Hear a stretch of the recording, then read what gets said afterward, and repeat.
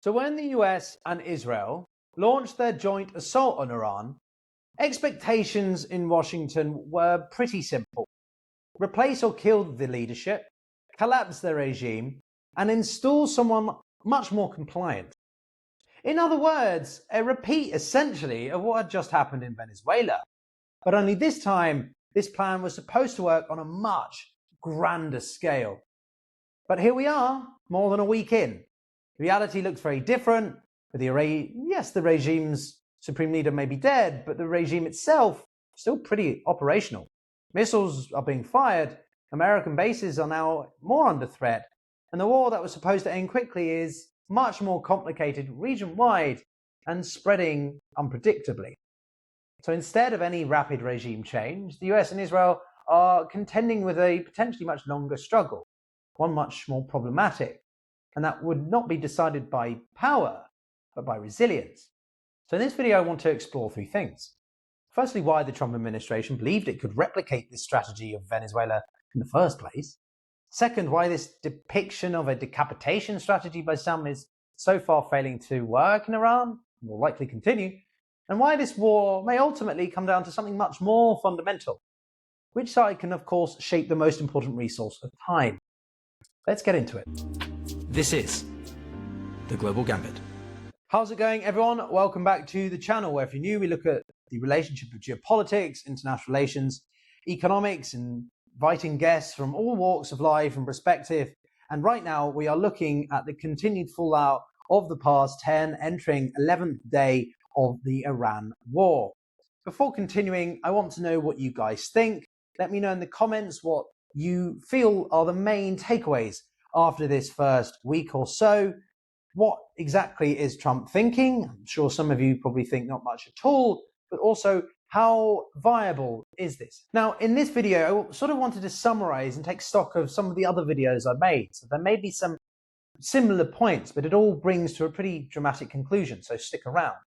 Because the American campaign that was called Operation Epic Fury had the logic behind it that could really be understood by what happened in a few other places, be them Nigeria, the Houthis in Yemen, or of course, most of all, Venezuela. When the US carried out its rapid Operation Absolute Resolve against Nicolas Maduro, well, the Washington administration had helped to then elevate Vice President Delcy Rodriguez into this leadership position. From the perspective of the Trump administration, it looked like a spectacular geopolitical win and a kind of case closed matter, this snatch and grab working incredibly well, and a unequivocal demonstration of American military might that no other country could replicate, and frustrating many others in their inability to do so. A government, a country that had long cooperated with Russia, China, and of course the Islamic Republic of Iran, had suddenly shifted its stance and working much closer with Washington. American officials quickly following this political transition with a somewhat economic, coercive diplomacy, negotiating energy and mineral deals with this new Venezuelan leadership, but ultimately one that was still largely a reflection of the Maduro system. For Donald Trump himself, this was a particular theory of validation of intervention, because you remove the hostile leader, instill someone more cooperative, and therefore your entire strategic environment, his Don Road doctrine in the Western Hemisphere, is an unequivocal success. In his mind, this model is seemingly replicable anywhere in the world. But, and it should be pretty evident, although it is Donald Trump, Iran is not Venezuela. It's much bigger, it's much more difficult, it's much more unpredictable, and has much more historical and global influence. In Venezuela, there was still somewhat of a reasonable political system. There was a figure inside that system also capable of stepping in. Delcy Rodriguez held a formal office. She controlled parts of the state apparatus and had enough power to consolidate power once Maduro was removed. Iran presents no such option. Washington had no clear successor waiting in the wings. The White House had shown little enthusiasm, even, frankly, in some circles I've spoken to, contempt for the opposition figures, especially of Reza Pahlavi, the Crown Prince. And according to Trump himself, several individual American officials had once considered potential replacements that then were, killed in the initial strikes by Israel. So without a ready-made successor, the logic of the Venezuelan playbook, if you like, can't be transferred to Iran. Instead of producing a leadership vacuum that Washington could then fill with a relatively predictable, say, technocracy, the assassination of the supreme leader triggers this very meticulous succession mechanism built into the republic itself, the ideological system. Iran's institutions, theologically as they are, have moved quickly to preserve this continuity. And so, in effect, the attempt to shape Iran's leadership externally has already failed before the war has even reached its second week. We don't even know how Mujtaba is going to alter Iran's responses and retaliations either. The strategy behind this war has been described by some as regime alteration, or what Trump called regime modification. It promises the immediate geopolitical benefits, access to the resources, diplomatic leverage, and strategic influence, without that messy and expensive process of nation building or state building. But that strategy only works if the system itself also collapses quickly. And that's not what is happening in Iran. Now, before continuing, I just wanted to take a moment to say that this video is brought to you by, well, you actually, because some of you who are regulars may have noted that I was abroad doing some things in the past few days. And those are content and conversations that will be coming to you live, and something that I hope to bring much more to the channel. None of that would be possible if it wasn't for you supporting me through simply liking the video, watching the videos, or occasionally dropping me a coffee, as it all comes back round into the production value and efforts that I do, such as buying a microphone to improve audio quality. If that appeals to you, then do consider subscribing. But now, back to the conversation. Now, another element I wanted to look at this was the broader shift in strategy, as we seem to be shifting from what was in the opening phase of a familiar military logic. Initially, the US and Israel target core components of Iran's military power: missile launch sites, command centers, drone factories, naval infrastructure. The aim of these is about compressing Iran's ability to retaliate. And simultaneously, they assassinate the supreme leader, which then destabilizes the entire system. It's very methodical, and it's a strategy described as decapitation. But more than a week into this war, and Iran is showing no signs of lessening. Missiles continue to strike even Israeli cities, and American bases remain under this threat. Albeit the tempo of these attacks have slowed, but there's debate on whether that's because of limited stockpiles or because of a broader strategy. So that raises the key question of what keeps the system in power. Well, at first glance, it may seem counterintuitive. Large parts of this military infrastructure have been hit. We look at images online and it seems in chaos. Senior commanders have been killed. And by the logic of most modern decapitation campaigns, the regime should be paralyzed. But that isn't happening. And this is where we need to introduce a concept that often gets overlooked in discussions about modern warfare, at least in more conventional ones, not necessarily guerrilla warfare: resilience. For at least 2 decades, Iran has pursued what could be described as a strategy of managed escalation. Instead of trying to eliminate instability, Tehran has often tolerated a controlled level of regional tension. Proxies, missile capabilities, and maritime pressure are all part of its effort to deter adversaries. That plausible deniability I reference so often. Now, that doctrine appears to have been functioning exactly as intended. Despite the damage inflicted in the opening phase of the war, the Iranian system has not even fractured in some people's eyes.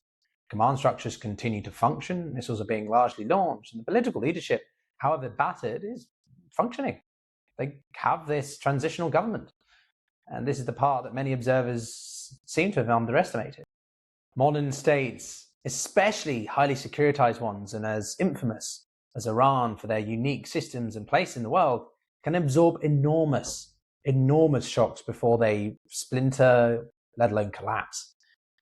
Killing leaders does little to really destroy the overall system which has been in place before them. Khamenei was simply the face, and this means the decisive question is not about who strikes hardest in the opening phase, but who endures that much longer. Now, the most glaring example of this, and that I covered in another video last week, is around Iran's missile strategy. Prior to the war even beginning, estimates put Iran possessing around 2,500 ballistic missiles. So therefore, only a fraction of those appear to have been used. and it raises the important possibility that Iran is deliberately pacing itself. We often see a spike at the beginning of conflicts as a way to try to deter your opponent from continuing, to draw down quickly and end to negotiations. We've seen this over the border clashes between various nations, be them in Asia or Africa, in recent months or past year. And in this case, it didn't really work. And this is because this is one of the biggest rival conflicts that we have been expecting for some time. Indeed, once Iran realized that its deterrence strategy in the first couple of days didn't work, instead of firing everything in the opening days, Tehran has appeared to shift to being much more conservative, conserving parts of its arsenal and anticipating that the conflict will last much longer than the US or Israel intended and likely now expect. Simultaneously, Tehran has dramatically increased its use of drones.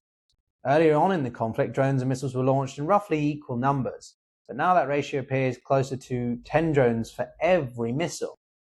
And that shift isn't accidental either. Drones are much cheaper, perhaps as cheap as $20,000.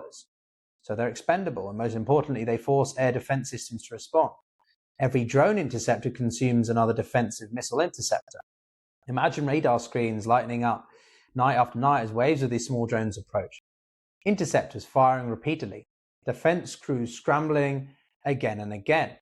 So over time, those systems really begin to feel the strain, let alone the minds of the citizens that they're protecting. Only once those defensive layers are weakened does it make sense to launch more ballistic missiles. Conversely, the strategy of the United States and Israel is also evolving, of course.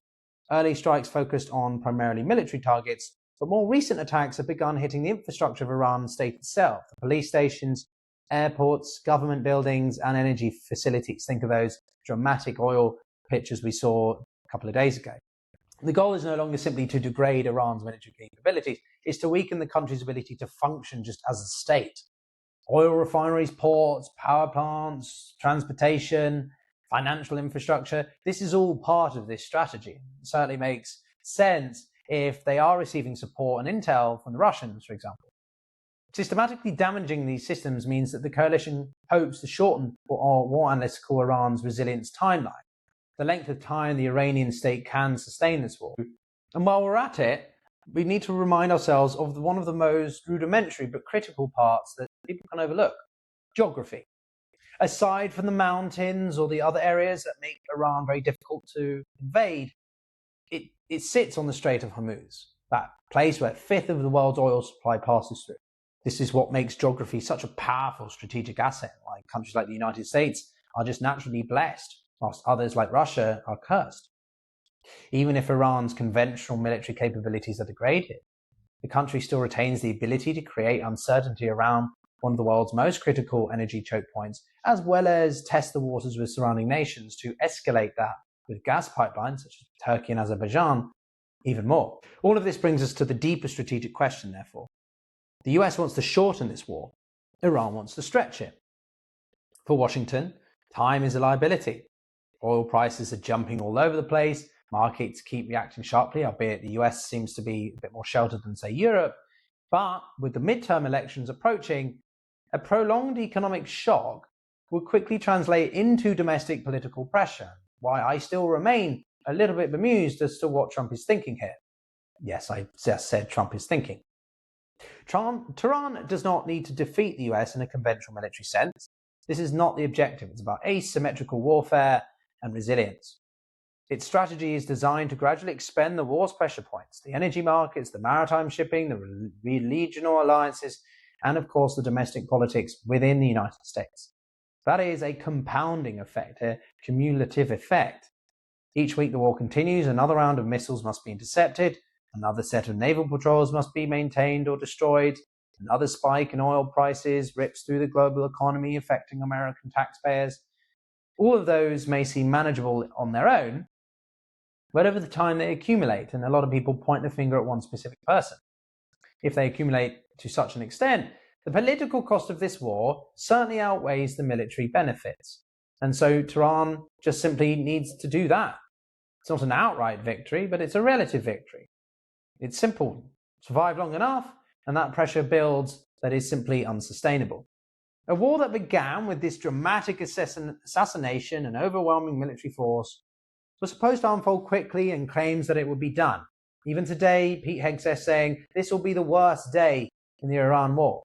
But power alone does not always determine the outcome of a war. In fact, rarely it does. Sometimes endurance matters much more.